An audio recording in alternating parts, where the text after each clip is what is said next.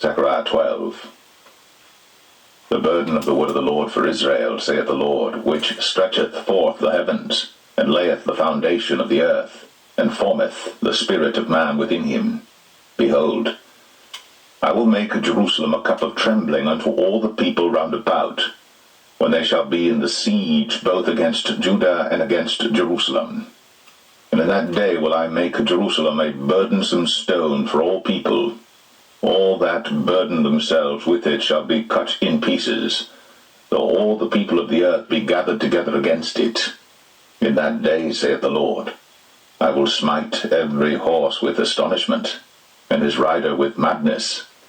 And I will open mine eyes upon the house of Judah, and will smite every horse of the people with blindness.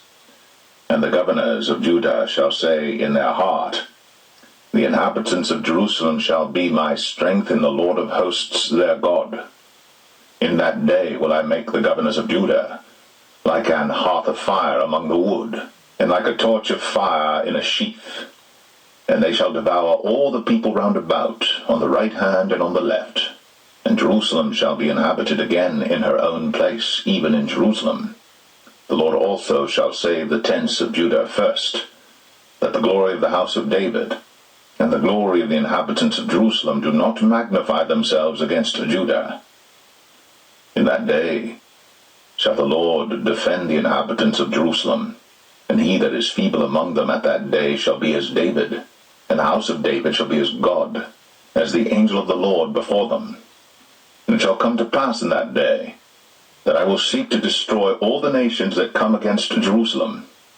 And I will pour upon the house of David and upon the inhabitants of Jerusalem the spirit of grace and of supplications. And they shall look upon me whom they have pierced, and they shall mourn for him as one mourneth for his only son, and shall be in bitterness for him as one that is in bitterness for his firstborn.